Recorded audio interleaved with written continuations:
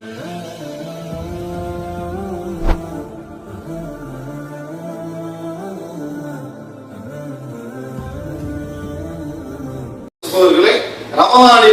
அதாவது நாம் அசட்டையாக இருக்கக்கூடிய சில விஷயங்கள் ஒன்று சஹரோடு சம்பந்தப்பட்டது, ரமலானுடைய பகல் பொழுதோடு சம்பந்தப்பட்டது, ரமலானுடைய இஃப்தார் இரவு பொழுது, இப்படி 4 விஷயங்களோடு சம்பந்தப்பட்ட சில அதாவது பொழுதுபோக்கான விஷயங்கள் இன்னும் இருந்து கொண்டுதான் இருக்கின்றன.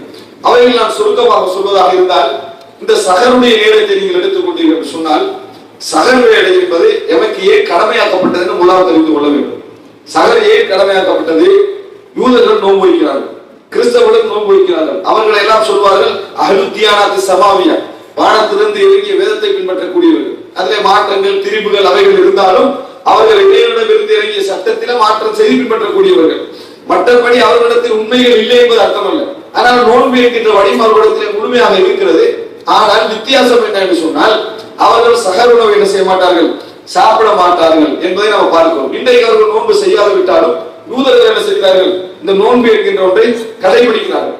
அதனால ரசூல் ஸல்லல்லாஹு அலைஹி வஸல்லம் சொன்னார்கள், யூதர்கள் கிறிஸ்தவர்களுக்கும் எமக்கும் இடையிலே உள்ள நோன்புக்குரிய வேறுபாடே சஹர் செய்வதுதான் அப்படின்னு சொன்னார்கள்.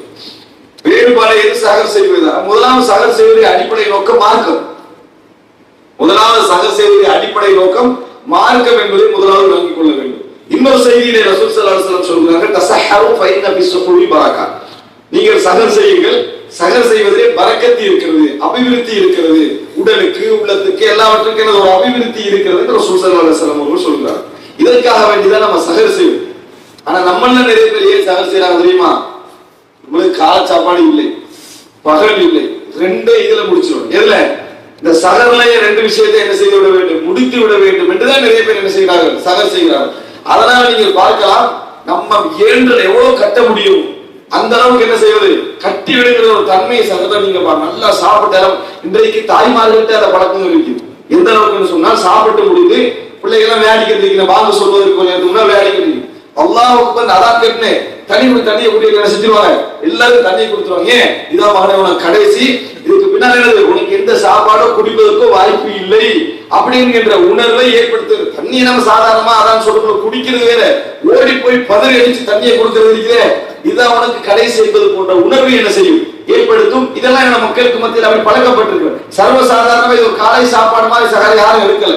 எப்படி எடுத்துக்கிறாங்கன்னா, பகலை காப்பாத்துற சாப்பாடு மாதிரி தான் செஞ்சுக்கிறாங்க, எடுத்திருக்கிறாங்க. அதனால இன்றைக்கு சகருக்கு எப்படி ஆகிவிட்டதுனால், இங்க ஒரு பழகி போனதுனால நம்ம சாப்பாட்டுல அந்த பெரிய கவனம் செலுத்துவதில்லை. ஆனா நமது நாடுகள் எல்லாம் பாத்தீங்கன்னா, இந்தியா இலங்கை போன நாடுகள் எல்லாம் சகர் நேரத்தில் எப்படி இருக்கும், வித்தியாசமா இருக்கு. சகரை இஃப்தாரை ஒரு அந்நிய டிவில பார்த்தாண்டா நோம்பு பிடிக்கணும்னு ஆசை வைப்பான். அந்த நிலைமையில் தான் இன்றைக்குரிய சகரும் இஃப்தாரும் போய் கொண்டிருக்கிறது. முஸ்லிம்களை பார்த்து நோன்பு வைக்க நம்ம ஆசை வைக்கிறது எதற்காக வேண்டி, இந்த அளவுக்கு சாப்பிட்டா பகலோடு சாப்பிடாமிக்கிறது பிரச்சனை இல்லை என்று நினைக்கக்கூடிய அளவில் சகருடைய நிலைமை என்ன செய்வது, போய்கொண்டது. உண்மையா இல்லையா? அந்நியர்கள் வந்து நோம்புடைய அழகை விளங்குவதை விட, நோம்புடைய பசியுடைய பொறுமையை விளங்குவதை விட, இன்றைக்கு சகரையும் இஃப்தாரையும் வீடியோல காட்டி பசியை காட்டுறதில்லை. முஸ்லிம்கள் பசிச்சிருக்கிறத காட்டுறமா? காட்டுறதில்லை. எதை காட்டுகிறார்கள்? சகரையும் இஃப்தாரை. முஸ்லிம்களுக்கு இஃப்தார் உணவை ஜனாதிபதி வழங்கினாருன்னா இஃப்தார் உணவை பார்க்கிறாங்க, சுபஹானல்லாஹ், இப்படி ஒரு சப்ஜெக்ட் நம்மளுக்கு இல்லை, அவனுக்கு இல்லையே. அதனால் அவன் என்ன நினைக்கிறான், இது மாதிரி ஒரு நிலைமை நம்மளுக்கு மதத்துல இல்லாம போயிட்டு கவலைப்படுகிற நிலைமையில் தான் இஃப்தாரும் சகர் இருந்து கொண்டிருக்கு. சகர் அதற்கல்ல, தஸஹரு ஃபைன்ன பிஸ்ஸுஹூரி பரக்கா, சகர் செய்யுங்கள் பரக்கத்து இருக்கிறது. அதாவது ஃபஸ்லுமா பைன சியாமி அஹ்லில் கிதாபி வல் முஸ்லிமீன அஸ்ஸஹர், அதாவது முஸ்லிம்களுக்கும் அஹ்லுல் கிதாபுக்கும் இடையிலே உள்ள வித்தியாசம் நோம்பிலே சஹர் என்று சொன்னார். இதற்குத்தான் முதலாவது சஹர். நம்ம இஸ்திஆனா பகலுடைய அந்த சக்தியை வைத்துக் கொள்வதற்காகவும் சஹர் வைக்க வேண்டும். அதற்காக வேண்டி நல்ல உழைப்புக்கு ஒரு பகுதியாகவும் பாலுக்கு ஒரு பகுதியும் இப்படி ஒரு இந்த மாதிரி என்றெல்லாம் சாப்பிடக்கூடிய மக்கள் நம்ம என்ன செய்யறோம் பிழை.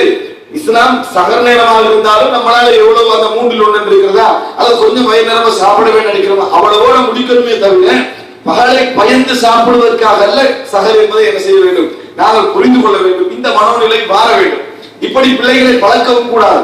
இயல்பான ஒரு காலை சாப்பாடாக இன்னும் சொல்ல போனால், சகர் என்பது ஒரு ஆரோக்கியமான சாப்பாடு. சகர் என்பது எந்த அளவுக்கு நம்ம இரவுல இருந்து அதிகாலையோடு சாப்பாடு எடுக்கிறோமோ அந்த அளவுக்கு உடம்புக்கு என்னது மிகவும் நல்லது என்பதை வைத்தியர்கள் சொல்வார்கள். அப்ப இரவு ஆரோக்கியத்துக்கான ஒரு சாப்பாடை தவிர மற்றபடியாக இது வந்து பகலை காப்பாற்றுற சாப்பாடு இருக்கின்றது, அந்த மனநிலை இருக்கிறது, அதை இல்லாமல் ஆக்கிவிட வேண்டும். ரசூல் ஸல்லல்லாஹு அலைஹி வஸல்லம் சகர்களை பார்க்கிற நேரத்தில் அப்படித்தான் நம்ம என்ன செய்கிறோம், புரிந்து கொள்கிறோம். இது சகர் நேரத்தில் இந்த மாதிரியான தவறுகளை நாம் பார்க்கிறோம். இன்னொரு விஷயம் என்னவென்று சொன்னால், இந்த சகர் நேரத்தில் பெண்களை இந்த சாப்பாடு விஷயத்தை அடிப்படையாக வைத்து என்ன செய்வாங்கன்னு சொன்னால், பெண்களை பிஸியாக்கி விடுவார்கள். பழமையாக ரமணான் மாத்திரதான சமையல் வேலை குறைய இருக்கணும். ஆனா பெண்களுக்கு எந்தைக்கு சமையல் வேலை கூட. ரமணானுடைய நேரத்தில் அவர்களை நபி அவர்கள் தனது மனைமார்களை இரவு தொழுகைக்காக எழுப்பி விடுவார்கள். நம்ம சகர் செய்வதற்காக என்ன செய்வோம், எழுப்பி விடுவோம். அப்ப அவங்க 12 மணிக்கு ஆரம்பிச்ச ஒரு 3 மணி நேரம் அதுல என்னது சாப்பாட்டை உட்கார்ந்துருவாங்க. இந்த மாதிரி நிலைமை நம்ம பார்க்கணும். பெண்கள் சகர் கொஞ்சமா தான் என்ன செய்வாங்க, அதிகமானவர்கள் சாப்பிடுவார்கள். காரணம் 3 அவர் சாப்பாட்டுல இருந்தா சாப்பிட மனசு வருவாங்க, வராது. அவர்கள் கொஞ்சமாக தான் சாப்பிடுவாங்க. இப்ப என்ன புரிந்து கொள்ள வேண்டும் என்று சொன்னால், அதாவது இயன்ற அளவுக்கு மனைவிமார்களுக்கும் இந்த சகருடைய நேரத்தை எப்படி நடந்து கொள்ள வேண்டும், எப்படி நபித்தோழருடைய மனைவிமார்கள் இருந்தார்கள் என்கின்ற ஒரு பார்வையோடு இருவரும் விவாதத்தில் கலக்கிற மாதிரியான வழிமுறைகள் எமது சமுதாயத்தில் குறையும் என்பதை நாம் பார்க்கிறோம். அன்புள்ள சகோதரர்களே, சகர் நேரத்தில் சொல்ல வேண்டிய நிறைய விஷயங்கள் இருந்தாலும் குறிப்பாக இந்த விஷயத்தில் கொஞ்சம் கவனம் எடுங்கள். ரமலானை இயல்பாக மாற்றுங்கள். எல்லா மாதத்திலும் 11 நோன்புகளை நபித்தோழர்கள் பிடித்தார்களா இல்லையா, ரசூல் ஸல்லல்லாஹு பிடித்தார்களா இல்லையா, திங்கள் வியாழன் 13 14 15 பிடிச்சாங்க. அப்படி பழகி போனவங்களுக்கு ரமலான் ஒரு செய்தியே இல்லை. நிறைய பேருக்கு ரமலான் முதலாம் நோன்புல உட்கார்ந்துருவாங்க. ஏன் தலைவலி, எனக்கு எப்பயும் முதலாம் நோன்புல செஞ்சிடும், தலைவலி வந்துரு, வயிற்றுவலி வந்துரு. ஏன் நீ 11 மாதம் நோன்பு பிடிக்காம ரமலான் ஃபர்ஸ்டுக்கு மட்டும் நோன்பு பிடிச்சா வரதான் செய்யும். மற்றபடி எல்லாம் பழகினவருக்கு அது என்ன செய்யாது, அது வராது என்பதை நாம் புரிந்து கொள்ளும். அல்லாஹ் ரப்புல் ஆலமீன் இந்த ரமலானை நோன்பின் மூலம் கண்ணியப்படுத்தினான் என்று நாம் நினைக்கிறோம். ஆனால் உண்மையில் நோன்பு கடமையாக்கப்பட்டது எதற்காக வேண்டி என்று சொன்னால், அந்த மாதத்திலே குர்ஆன் இறக்கப்பட்டதற்காக வேண்டி, அந்த மாதத்திலே அல் குர்ஆன் இறக்கப்பட்டதற்காக வேண்டித்தான் அந்த மாதம் கண்ணியப்படுத்தப்பட்டிருக்கிறது. அல்லாஹ் ரப்புல் ஆலமீன் சொல்லுகின்ற பொழுது கூட என்ன செய்கிறான், இந்த மாதத்தில் நீங்கள் ஏன் நோன்பு வைக்க வேண்டும் என்று சொன்னால், உன்சில ஃபீல் குர்ஆன், அந்த மாதத்தில் தான் குர்ஆன் இறக்கப்பட்டது. ஷஹ்ரு ரமலான் அல்லதி உன்சில ஃபீல் குர்ஆன், இந்த மாதத்தில் தான் குர்ஆன் இறக்கப்பட்டது என்று அல்லாஹ் தஆலா சொல்லுகிறார். எனவே இந்த மாதத்திற்கு அல்லாஹ் கண்ணியம் வழங்கியதற்கான முதல் காரணமே அல் குர்ஆன் இறக்கப்பட்டதுதான். இந்த மாதத்தில் நோன்பு கடமையாக்கப்பட்டதற்காக இந்த மாதத்திற்கு கண்ணியம் கிடைக்கவில்லை, அல் குர்ஆன் இறங்கியதற்காக தான் இந்த கண்ணியம் கிடைத்தது. இல்லை என்றால் குர்ஆன் இறங்கி 15 வருடங்களில் தான் என்ன செய்கிறது, நோன்பு கடமையாகிறது. குர்ஆன் இறங்கி மக்கா 13 வருடங்களில் என்ன செய்யவில்லை, நோன்பு கடமையாக்கப்படவில்லை. இப்ப இந்த மாதத்திற்குரிய புனிதம் என்றைக்கு குர்ஆன் இறங்கியதோ அன்றைக்கே ஆரம்பித்து விட்டது.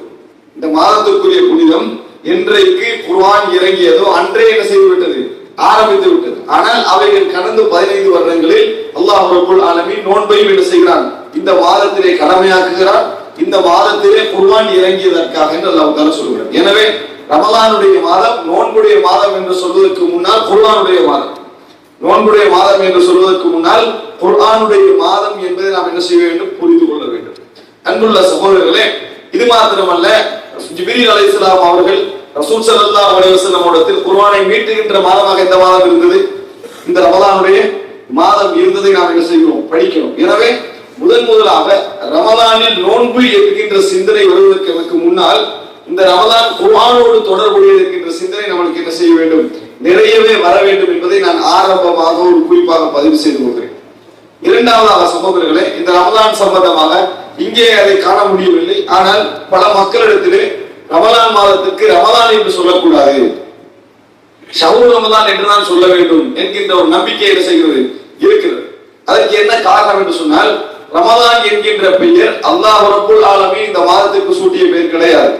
குர்ஆன் இறங்குவதற்கு முன்னாலே அரபுகள் சூட்டிய பெயர்களில் ஒன்று. அவர்கள் சூரிய கலண்டரோடு இந்த சந்திர கலண்டரை எப்பொழுது அதாவது ஒத்துக்கொண்டு போக வேண்டும் என்று நினைத்திருந்தார்களோ அப்பொழுது அதற்கு ஏற்ப ரபி என்றும் ரமலான் என்றும் என்ன செய்திருந்தார்கள், பெயர் வைத்திருந்தார்கள். இல்லை என்றால் சந்திர கலண்டர் என்ன செய்யாது, சூடு குளிர் காலத்தில என்ன செய்யாது, அடையாளப்படுத்தாது. அந்த காலத்தில் இந்த பெயரை வைத்திருந்தார்கள். அதனால் ரமலான் என்ற பெயர் என்ன செய்தது, வந்தது. எல்லா இடத்திலும் ரமலான் சூடாக இருப்பதில்லை. நம்ம நினைக்கிற ரமலானே சூடு மாதம், அப்படி இல்லை. வட துருவத்துக்கு தென் துருவத்துக்கு எல்லாம் போனீங்கன்னா ரமலான் என்ன செய்யாது, சூடா இருக்காது. அதனால ரமலான் என்கின்ற சொல்லு ஜாகிலிய மக்கள் வைத்துக் கொண்ட பெயர். இந்த ரமலானுக்குரிய கருத்து என்ன தெரியுமா, சுட்டி எரிக்கக்கூடியதுதான் அரபுமொழி கருத்து, சுட்டி எரிக்கக்கூடியது. இந்த மாதத்துல குர்ஆன் இறங்கி நோன்பு பிடிக்கணும் என்று சொல்லி வந்ததுனால நாங்க ரமலான் என்று சொல்லக்கூடாது. காரணம் அது சுட்டி எரிக்கக்கூடியது அர்த்தமாகிவிடும். எனவே ஷஹ்ரு ரமலான் என்று சொல்லுங்கள். எப்படி சொல்லக்கூடாதா, ரமலான் என்று சொல்லக்கூடாது, ரமலான் மாதம் என்று சொல்ல வேண்டும் என்கின்ற ஒரு கருத்து இருக்கிறது. இதற்கு ஆதாரமாக என்ன சொல்வார்கள் என்று சொன்னால், லா தகூலு ரமலான் வலாக்கின் கூலு ஷஹ்ரு ரமலான், ரமதான் என்று நீங்கள் சொல்ல வேண்டாம், ஷஹ்ரு ரமதான் என்று சொல்லுங்கள் என்று ஒரு தாயிஃபான ஒரு செய்தியை என்ன செய்வார்கள், சொல்லுவார்கள். இது ஆதாரமற்றது. மார்க்க ரசூல் ஸல்லல்லாஹு அலைஹி வஸல்லம் அப்படியெல்லாம் ஒரு வழிகாட்டவில்லை. குர்ஆனிலே ஷஹ்ரு ரமதான் என்று அல்லாஹ் தஆலா உபயோகித்திருந்தாலும் கூட ரமதான் என்று சொல்லக்கூடாது என்று எங்கேயும் எந்த செய்தியும் இல்லை. ஆனால் சில மக்களிடத்தில் அந்த நம்பிக்கை என்ன செய்வது இருப்பதை நாம் பார்க்கிறோம். இது இரண்டாவது அம்சம். மூன்றாவது அன்புள்ள சகோதரர்களே, ரமதான் பற்றிய இன்னொரு தவறான அபிப்பிராயம் என்றால், ரமதான் நோன்பு ஏன் கடமையாக்கப்படுகிறது என்று சொன்னால், ஏழைகளுடைய பசியை உணர்வதற்காக கடமையாக்கப்பட்டிருக்கிறது. யாருடைய பசியை? ஏழைகளுடைய பசியை உணர்வதற்காக கடமையாக்கப்பட்டிருக்கிறது. அப்படி என்கின்ற ஒரு கருத்து இருக்கிறது. அப்படி என்று சொன்னால் ஏழைகள் நோன்பு பிடிக்க வேண்டிய அவசியம் இல்லை. ஏழைகள் நோன்பு பிடிக்க வேண்டிய அவசியம் இல்லை. ஏற்கனவே அவர்கள் பசியை உணர்ந்து விட்டாச்சு, அப்படித்தானே? அவர்கள் ஏற்கனவே பசியை உணர்ந்து விட்டார்கள், அவர்கள் நோன்பு பிடிக்க வேண்டிய அவசியம் இல்லை என்று சொல்ல வேண்டி வரும். அடுத்தது, இந்த நோன்பு கடமையாக்கப்படுகிற நேரத்தில் நபித்தோழர்கள் எல்லாம் மிகவும் ஏழைகளாக இருந்தவர்கள் தான். ஒரு சிலரை தவிர பெரும்பாலானவர்கள் ஏழைகளாக இருந்தவர்கள். எனவே பசியை உணர்வதற்காக ஒரு நோன்பு தேவையில்லை. நம்ம பசிப்பதே போதுமானது. எல்லா மனிதருக்கும் பசி உணர்வு இருக்கிறதே, அந்த உணர்வே போதுமானது பசியை உணர்வது. அல்லாஹ் ரசூலை எங்கேயும் சொல்லவில்லை பசியை உணர்வதற்காகத்தான் இந்த நோன்பு கடமையாக்கப்பட்டிருக்கிறது என்று சொல்லவில்லை. இது நம்ம மூன்றாவது தெரிந்து கொள்ள வேண்டும். ரமதான் சம்பந்தமா சின்ன சின்ன விஷயங்கள்.